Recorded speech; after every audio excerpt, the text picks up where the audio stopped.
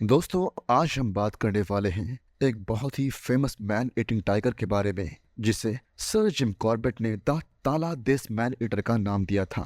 और ये कहानी उसी टाइगर की है। इसलिए वीडियो को लाइक, शेयर और चैनल को सब्सक्राइब जरूर कीजिएगा, क्योंकि आप देख रहे हैं facts film the amazing kingdom of animals. दोस्तों, ये कहानी है तो काफी लंबी, पर इसे मैं समराइज करके आप लोग को सुनाऊंगा। तो स्टार्टिंग का इंट्रोडक्शन पार्ट मैं आप लोग को शॉर्ट में बता रहा हूँ, उसके बाद मैं डायरेक्टली सब्जेक्ट पर आऊंगा। साल 1929 में बिल बायलेस और हैव विवियन अल्मोरा और नैनीताल के डिप्टी कमिश्नर थे। दोनों ही मैन ईटर से परेशान थे। पहला ताला दिस मैन ईटिंग टाइगर और दूसरा चौगढ़ के मैन ईटिंग टाइगर से। मैंने विवियन से वादा किया था कि मैं पहले उसके टाइगर को मारने की कोशिश करूंगा, लेकिन क्योंकि विंटर में वो बायनेस के टारगेट से कम एक्टिव था, मैंने विवियन की अनुमति से पहले दूसरे टाइगर को मारने का फैसला किया। मुझे उम्मीद थी कि इस टाइगर का पीछा करना मुझे अपने बुरे समय से निकालने और मेरे नए कंडीशन में एडजस्ट होने में मदद करेगा, और ऐसा करने के लिए मैं ताला देश चला गया। आप सोच रहे होंगे कि मेरी अभी की कंडीशन क्या है। दोस्तों, एक्चुअली में हुआ ये था कि मैं अपने कुछ साथियों के साथ हाथी पर सवार होकर जंगल में जा रहा था कि मेरे पीछे बैठे व्यक्ति से अचानक गलती से गन फायर हो गया और उसकी आवाज से मेरा कान का पर्दा फट गया। हालांकि मैंने इस एक्सीडेंट का जिक्र किसी तरह की सिंपैथी पाने के लिए नहीं किया है, बल्कि इसीलिए किया क्योंकि यह कहानी ताला देश के मैन ईटर की कहानी से रिलेटेड है, जो मैं अब सुनाने जा रहा हूँ। मेरी तैयारी जल्द ही हो गई और 4 अप्रैल को मैं नैनीताल से 6 गढ़वालियों के साथ निकल पड़ा, जिनमें मधो सिंह और राम सिंह भी थे। एक रसोईया इलाहाई और एक ब्राह्मण गंगाराम जो छोटे मोटे काम करता था और मेरे साथ जाने के लिए बहुत उत्सुक था। 14 मील चलकर हम काठगोदाम पहुंचे और शाम की ट्रेन पकड़ी। बरेली और पीलीभीत से सफर करते हुए अगले दिन दोपहर को टनकपुर पहुंचे। यहाँ मुझे पेशकर मिले, जिन्होंने बताया कि पिछले दिन एक लड़के को ताला देश मैन ईटर ने मार दिया था और बायनेस के आदेश पर 2 जवान भैंस जो चारा बनाने के लिए लिए थे, मेरे लिए ताला देश भेजा गया था। मेरे आदमियों ने खाना पकाया और खाया और मैंने डाक बंगलों में ब्रेकफास्ट किया। उसके बाद हम अच्छे मन से काला झुंगा तक 24 मील चलने की कोशिश की। उसी रात रास्ते का पहला 12 मील बारामदेव से शुरू होता है और पवित्रा पुराना गिरी पर्वत तक जंगल के बीच से गुजरता है। माउंटेन फुट पर रास्ता खत्म हो जाता है और वहां से काला झुंगा जाने के लिए 2 रास्ते हैं। एक लंबा रास्ता स्ट्रेट पर्वत के बाएं तरफ चढ़ता है पुराना गिरी मैदानों तक और फिर नीचे काला धुंधा तक जाता है। दूसरा रास्ता कोलियर के ट्रामवे लाइन के अलाइनमेंट को फॉलो करता है। कोलियर की ट्रेन लाइन जो 4 मील तक शारदा नदी की खाई में थी। मेरी गढ़वालियों के लिए यह रास्ता बहुत मुश्किल था और रात हो गई जब हम खाई के बीच में आधा रास्ता ही गए थे। रात के लिए एक साफ और सिक्योर जगह ढूंढना आसान नहीं था, लेकिन फाइनली एक ऐसी जगह मिल गई। मैं डिनर खाने के बाद अपने कैंप बेड पर लेट गया। बाकी सब लोग तब भी अपना खाना बना रहे। दिन बहुत गर्म था और हमने टनकपुर से उतरने के बाद लगभग 16 मील का सफर तय किया। मैं थका हुआ था और एक आफ्टर डिनर सिगरेट का लुत्फ उठा रहा था जब अचानक नदी के दूसरे किनारे की पहाड़ी पर 3 रोशनियां दिखाई दी। नेपाल के जंगल हर साल जलाए जाते हैं। जलाना अप्रैल में शुरू होता है। अब रोशनियां देखकर मैंने सोचा कि खाई में चलने वाली हवा ने किसी सूखी लकड़ी को जला दिया होगा। जब मैं उस तरफ चुपचाप देखता रहा तो 2 और रोशनियां उनसे थोड़ी ऊपर दिखाई दी। थोड़ी देर बाद इन 2 नए आगों में से एक ने धीरे धीरे पहाड़ी से नीचे की तरफ चलना शुरू कर दिया और पहली 3 रोशनियों में से बीच वाली से मिल गया। अब मुझे एहसास हुआ कि जो मैंने सोचा था कि आग है, वो आग नहीं बल्कि रोशनियां थी। सब एक ही साइज की, लगभग 2 फीट डायमीटर की, जो बिना छिलमिलाए या धुआं के निशान के साथ जल रही थी। जब थोड़ी देर बाद और रोशनियां दिखाई दी, कुछ लेफ्ट में और कुछ और ऊपर पहाड़ी पर, तब एक दूसरा आइडिया आया मुझे। शिकार पर गया कोई राजा अपनी कोई कीमती चीज खो बैठा था और उसने लालटेन लेकर लोगों को उसे ढूंढने भेजा होगा। हालांकि यह एक अजीब एक्सप्लेनेशन था, लेकिन उस बर्फ से भरी नदी की दूसरी तरफ कई अजीब चीजें भी होती है। मेरे आदमी उन रोशनियों में उतना ही इंटरेस्ट ले रहे थे जितना कि मैं। फिर मैंने उनसे पूछा कि क्या वो कोई शोर या आवाज सुन पा रहे हैं। सामने का फासला लगभग 150 गज का था, लेकिन उन्होंने कहा कि उन्हें कुछ भी सुनाई नहीं दे रहा था। सामने की पहाड़ी पर क्या हो रहा था इसे गेस करना बेकार था और हम सब बहुत थक गए थे, तो कैंप जल्द ही नींद में डूब गया। हमारे सामने एक लंबी और मुश्किल चढ़ाई थी। मैंने अपने आदमियों को पहले ही बता दिया था कि हम सुबह जल्दी निकलेंगे। कैंप तोड़ना, बर्तन वापस डालना और कैंप बेड को हटाना, ये सब काम जल्दी ही हो गया। फिर जब मेरे सभी आदमी एक एक करके गहरी घाटी में उतरने लगे, मैंने अपनी नजर उस पहाड़ी पर डाला जहां हमने रोशनियां देखी थी। सूरज निकलने वाला था और दूर की चीजें अब साफ नजर आ रही थी। पहाड़ी के शिखर से पानी के किनारे से शिखर तक मैंने हर एक इंच को पहले अपनी आंखों से और फिर फील्ड ग्लासेस से देखा। मुझे किसी इंसान का निशान नहीं दिखाई दिया और अपने पहले थ्योरी के अकॉर्डिंग मुझे कहीं जली हुई लकड़ी भी नहीं दिखाई दी। पहाड़ी ऊपर से नीचे तक पत्थर की थी। कुछ छोटे पेड़ और झाड़ियां वहीं उग रही थी जहां कोई क्रैक था। जहां रोशनियां दिखाई दी थी वो एक परपेंडिकुलर पत्थर था जहां कोई इंसान जब तक ऊपर से लटका ना हो नहीं जा सकता था। 9 दिन बाद हम कालाधुंगा पहुंचे और मैंने रात को वहां कैंप लगाया। नेचर लवर्स या कीन फिशरमैन्स के लिए कुमाऊं में कालाधुंगा जैसे बहुत कम ही जगह है। यहाँ सुबह और शाम को सांबर और चीतल डियर्स खाना खाते हुए देखे जा सकते हैं और बंगलों के पीछे की खूबसूरत जंगलों में लेपर्ड्स और टाइगर्स रहते हैं। साथ ही मोर, जंगल फॉल और कई तरह के अलग अलग बर्ड्स यहाँ नजर आते हैं। बंगलों के पीछे के बड़े तालाब में और शारदा नदी में सबसे अच्छी मछली पकड़ सकते हैं। अगले दिन सुबह ही हम कालाधुंगा से निकल पड़े। गंगाराम पूर्णागिरी के लिए पहाड़ी रास्ते पर चला गया और हम बाकी लोग शारदा गॉर्जे से होकर शॉर्टकट रास्ते से गए। गंगाराम का काम था पूर्णागिरी के सैक्रेड शिरीन में हमारी थैंक ऑफरिंग्स पेश करना, जिस कारण उसे 10 मील एक्स्ट्रा सफर करना पड़ेगा। जाने से पहले मैंने उसे कहा कि वह वहां के पुजारियों से उन रोशनियों के बारे में पता करे जो हमने ताला देश जाते वक्त देखी थी। जब शाम को वह तनकपुर में हमसे मिला तो उसने मुझे पुजारियों और अपने खुद के ऑब्जर्वेशन से जो इन्फॉर्मेशन मिली थी उसे बताया। पूर्णागिरी जो देवी भागवती की पूजा के लिए समर्पित है और हर साल 10,000 यात्री यहाँ आते हैं। यहाँ 2 रास्तों से पहुंचा जा सकता है, एक बारामदेव से और दूसरा कालाधुंगा से।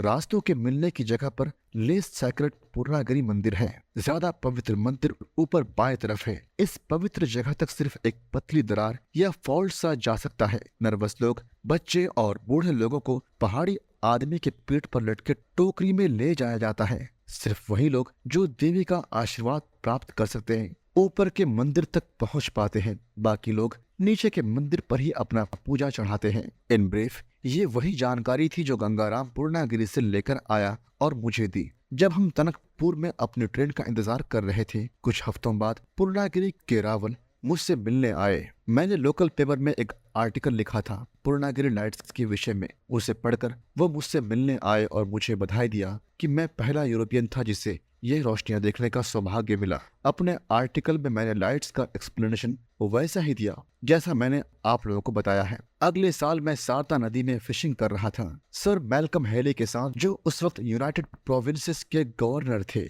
सर मैल्कम ने मेरा आर्टिकल देखा था और जब हम गॉर्जे के पास पहुंचे तब उन्होंने मुझसे कहा कि मैं वो जगह दिखाऊं जहां मैंने रोशनी देखी थी। हमारे साथ 4 मछुआरे थे जो हमें गाइड कर रहे थे।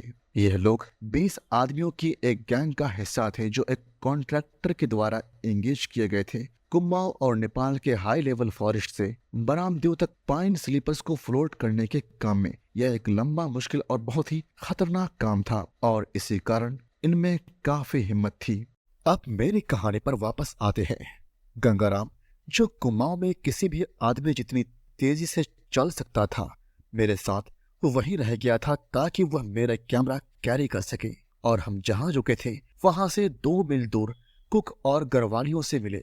अगले 6 घंटों तक हम चलते रहे, कभी कभी घने जंगलों से और कभी कभी शारदा नदी के किनारे से। हमारा रास्ता हमें कालाधुंगा और चूका से होकर माउंटेन फुट तक ले गया, जिससे थोड़ी दूर हमारा डेस्टिनेशन था जहां मैनहट्टन रहता था। पहाड़ के नीचे हम 2 घंटा रुके खाने के लिए। अप्रैल के तपती दोपहर की धूप में हमारा बुरा हाल हो चुका था। मैंने अपने साथियों के साथ एक ऐसा रास्ता शुरू किया जो कि सबसे टेढ़ा और सबसे एग्जॉस्टिंग था। बार बार रुकने और थोड़ा चलने के बाद सूरज डूबते हुए हम एक छोटे से गांव तक पहुंच गए। हमें चूका में यह गांव अवॉइड करने का एडवाइस दिया गया था क्योंकि यहाँ पर अक्सर मैन ईटर आया करता था। लेकिन मैन ईटर हो या ना हो, हम और आगे नहीं जा सकते थे। इसीलिए हम गांव की ओर गए, जो कि ट्रैक से कुछ 100 गज दूर था। गांव के 2 परिवार हमें देखकर खुश हुए और उन्होंने हमारे रहने का, खाने का इंतजाम किया। मैं बाहर अपने कैंप में सोया। मेरे साथ एक राइफल और एक लालटेन था। रात को अपने बिस्तर पर लेटे हुए मुझे मौका मिला पूरी सिचुएशन को रिव्यू करने का। बिल बाइनेस ने गांव के मुखियों को हुक्म दिया था कि किसी भी इंसान या किसी और शिकार को तंग ना करे जब तक मैं नहीं पहुंचता। टनकपुर के पेशकर ने मुझे जिस लड़की की मौत की खबर दी थी वह 4 तारीख को मानी गई थी और आज 6 तारीख थी। टनकपुर से ट्रेन से उतरने के बाद हमने जल्द से जल्द शिकार की जगह तक पहुंचने की कोशिश कर रहे थे। मैं जानता था कि बाघ ने अपना शिकार खा लिया होगा हमारे पहुंचने से पहले, और अगर उसे तंग ना किया गया हो तो वह शायद कुछ दिन तक उस जगह के आसपास ही रहेगा। मुझे उम्मीद थी कि हम अपने मंजिल तक समय पर पहुंच जाएंगे अगर हम सुबह जल्दी निकले तो। लेकिन सारदा से चढ़ाई बहुत मुश्किल थी। एक दिन का नुकसान भी बहुत ज्यादा था मेरे लिए, लेकिन कुछ नहीं कर सकते थे। मैं सिर्फ यही उम्मीद कर रहा था कि अगर बाघ शिकार की जगह से दूर चला भी गया हो तो वह बहुत दूर नहीं गया होगा। एक डिसएडवांटेज ये भी थी कि मुझे कुमाऊं का यह हिस्सा अच्छे से नहीं पता था। बाघ यहाँ 8 सालों से एक्टिव है और करीब 150 इंसान को मार चुका था। अगर एक बार उससे कांटेक्ट चला गया तो शायद हफ्तों लग जाए उसे फिर से ढूंढने में, पर यह सब सोचना बेकार था। इसीलिए मैं सो गया। मुझे सुबह जल्दी निकलना था और जब गंगाराम ने मुझे उठाया तब भी थोड़ा टाइम बचा हुआ था भोर होने में। नाश्ता तैयार होते ही मैं स्प्रिंग में नहा लिया और जब नेपाल के पहाड़ों पर सनराइज हो रहा था तब मैंने अपना .275 रिग्बी माउजर राइफल साफ किया और ऑयल लगाया और मैगजीन में 5 राउंड्स डाल दिए। मैं तैयार था स्टार्ट करने के लिए। मैन ईटर की वजह से गांवों के बीच की कम्युनिकेशन बंद हो गई थी और उन लोगों को यह भी नहीं पता था कि लास्ट कब शिकार हुआ था। इसीलिए वे मुझे कोई जानकारी नहीं दे सके कि हमें किस दिशा में और कितनी दूर जाना होगा। मैंने अपने आदमियों से कहा कि वो यहाँ थोड़ी देर और रुक के आराम कर सकते हैं और बाद में मुझे ज्वाइन कर सकते हैं। इसके बाद मैं निकल पड़ा। मैं फिर उस रास्ते में चलने लगा जहाँ हम कल जा रहे थे और मैं कुछ देर रुक गया व्यू को देखने के लिए।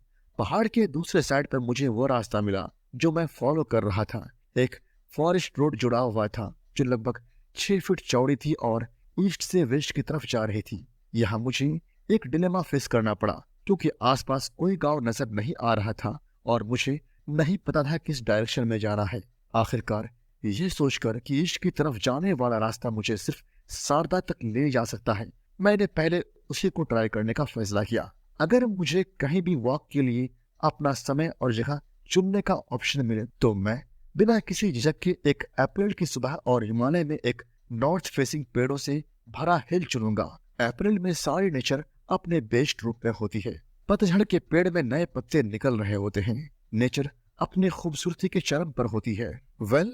जब जंगल में कोई खतरा नहीं होता तब आप बिना किसी चिंता के आराम से चलते हैं और सिर्फ वही चीजें और साउंड्स जो आपके सेंसेस को प्लेजेंट लगती है उन पर ध्यान देते हैं। लेकिन जब एक मैन ईटिंग टाइगर का खतरा होता है तब वो केयरफ्री फीलिंग इंटेंस अवेयरनेस में बदल जाता है। डेंजर न सिर्फ हर तरह के खेल में मजा बढ़ाता है बल्कि ये हमारे सेंसेस को और तेज करता है और फोकस को बढ़ाता है। वह खतरा जो समझा जाए और जिसे फेस करने के लिए आप तैयार हो वह कभी भी आपके प्लेजर को कम नहीं करता। अप्रैल की सुबह मैं जो जंगल के रोड पर चल रहा था वह एक ऐसे एरिया से गुजरती थी जहां एक मैन ईटिंग टाइगर एक्टिव था और उसे फ्रिक्वेंटली यूज करता था। टाइगर के स्क्रैच मार्क्स इस बात के सबूत थे। हालांकि कोई फ्रेश पग मार्क्स नहीं थे। वहां लेपर्ड, सांबर, भालू और जंगली सुअर के बहुत सारे ट्रैक्स थे।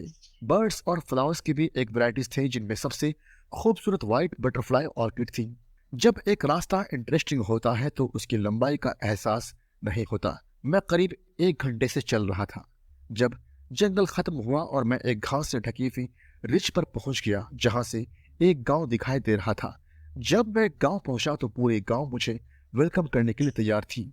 मैं अक्सर सोचता हूँ कि क्या दुनिया के किसी और हिस्से में एक अनजान आदमी जिसका काम किसी को पता नहीं जब बिना बताए किसी दूर के गांव में पहुंचता है उसको वैसा ही स्वागत और मेहमान नवाजी मिलेगी जैसा कि कुमाऊं के हर गांव में मिलती है। मैं शायद पहला गोरा आदमी था जो अकेला और पैदल उस गांव में आया था, और जब मैं वहां पहुंचा उन लोगों ने बैठने के लिए एक मोरहा दिया और मैं बस बैठा ही था कि एक पीतल का बर्तन दूध से भरा मेरे हाथ में रख दिया गया। पहाड़ी लोगों के साथ जीवन भर के संबंध ने मुझे कुमाऊं में बोली जाने वाली अलग अलग बोली समझने में मदद की है, और जो जरूरी है उनके हर थॉट्स को समझने में भी। क्योंकि मैं एक बंदूक लेकर आया था, यह मान लिया गया था कि मैं उन्हें मैन ईटर से छुटकारा दिलाने आया हूँ। लेकिन जो उन्हें हैरान कर रहा था वो था मेरा पैदल सुबह सुबह आना, जबकि सबसे नियरेस्ट बंगलो जहां मैं रात बिता सकता था वो 30 मील दूर था। दूध पीने के बाद मैंने उनके सवालों के आंसर्स दिए और तब मैंने कुछ अपने सवाल भी पूछे। मुझे पता चला कि गांव का नाम तमाली था। गांव कई सालों से मैन ईटर के कारण सफर कर रहा था। कुछ लोग कह रहे थे 8 साल और कुछ लोग कह रहे थे 10 साल, लेकिन सबका कहना था कि मैन ईटर तब से आया था जब बाची सिंह ने लकड़ी काटते हुए अपने पैर की उंगलियां काट ली थी, और दान सिंह का काला बैल जिसकी कीमत 30 रुपए थी पहाड़ से गिरकर मर गया था। पिछले महीने की 20 तारीख को मैन ईटर ने तमाली में कुंदर की मां को मार दिया था जब वो गांव के नीचे खेत में दूसरी औरतों के साथ काम कर रही थी। और कोई नहीं जानता था कि बाघ मेल था या फीमेल, लेकिन सब जानते थे कि यह एक बहुत बड़ा जानवर था जिसका डर इतना बढ़ गया था कि बाहर के खेत में कोई खेती नहीं करता था और कोई टनकपुर जाने को तैयार नहीं था गांव के लिए जरूरी खाना लाने के लिए। बाघ कभी तमाली से ज्यादा देर के लिए दूर नहीं रहता था, और अगर मैं उनके साथ रुकता, जो कि उन्होंने मुझसे रिक्वेस्ट की, तो मुझे इसे मारने का बेहतर मौका मिलेगा। उन लोगों को छोड़ देना जो आप पर अविश्वास रखते हैं आसान नहीं होता। जब मैं उन लोगों को विश्वास दिलाया कि मैं तमाली लौट कर आऊंगा, तब वे भी राजी हो गए और मैं वहां से चला गया उस गांव को ढूंढने जहां लास्ट टाइम मैन ईटर का अटैक हुआ था।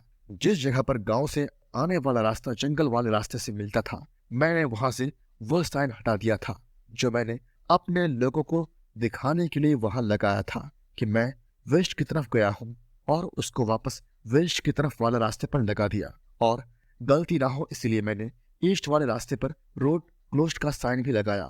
ये तो साइंस पहाड़ में जाने वाले लोगों को मालूम थे, और हाँ, मैंने अपने लोगों को यह नहीं बताया था कि मैं इनका यूज करूंगा, लेकिन मैं जानता था कि वह समझ जाएंगे कि मैंने उन्हें लगाया है और उन्हें सही इंटरप्रेट करेंगे। पहला साइन एक छोटा सा ब्रांच होता है जो रास्ते के बीच में रखा जाता है, एक पत्थर या लकड़ी के सपोर्ट से, और उसके पत्ते उस दिशा की तरफ टर्न कर दिए जाते हैं जहां पर पर्सन जाना चाहता है। दूसरा साइन 2 ब्रांचेस से बना होता है जो एक एक्स की फॉर्म में होता है। वेस्ट की तरफ का रास्ता मेनली स्ट्रेट था और ज्यादातर जगह जायंट ओक ट्री से भरे थे। दोस्तों, क्या मेरे आदमी साइन को पढ़ पाएंगे और क्या मुझे वह गांव मिलेगा जहां हाल ही में अटैक हुआ था? ये सब जानेंगे हम अगले पार्ट में।